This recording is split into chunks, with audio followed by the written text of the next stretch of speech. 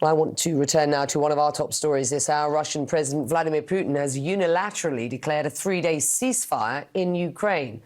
He says that will begin on May the 8th in response to a Ukrainian official.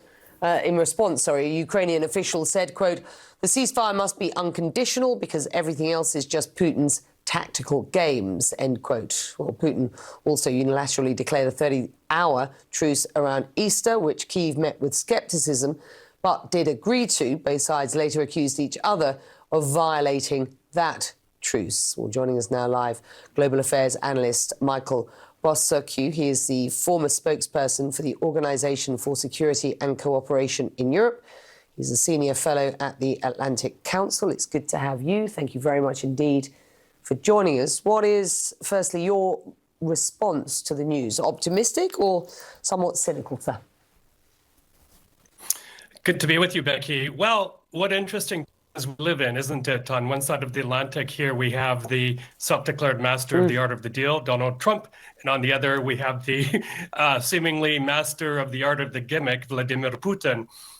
I think what this is basically a two-pronged gimmick. On the one hand, Mr. Putin trying to placate Mr. Trump, saying, see, we're not the barrier to peace, Ukraine is.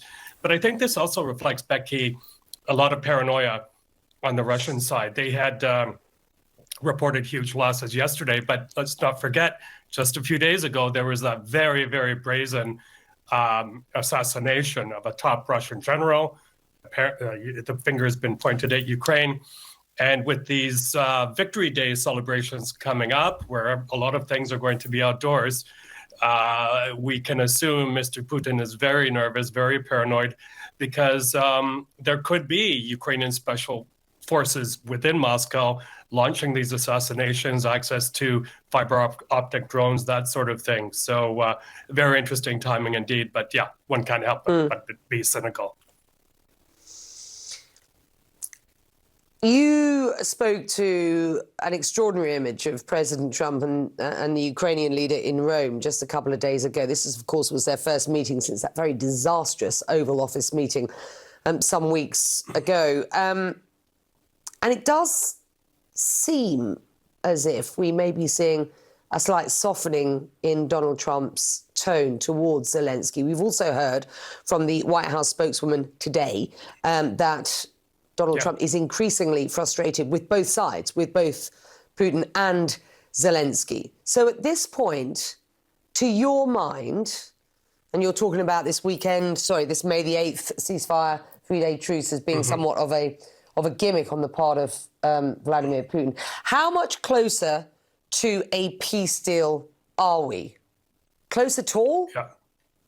At this point? Well, Becky, in normal times, I would say yes. I mean, that very interesting image of the two leaders meeting in the Basilica was encouraging to a lot of Ukrainians here in the diaspora, I can tell you. But on the other hand, this is a President Trump with a very well-known short attention span. My friend Paula Newton just told you about Mr. Trump now, threatening Canada again. So his eye is not on the ball solely on what's happening in Ukraine and Russia. And also the Ukrainians reading what's coming out of the Russian foreign ministry, that we want the max. We want 5 different districts of Ukraine. We want Ukraine to step away from NATO. They are not backing down. And they're also, on top of all of that, striking Ukraine very, very hard with missiles and drones. So is that respect being paid to Mr. Trump's desire for more peace? Doesn't look like it. It's good to have you. Thank you very much indeed for joining us.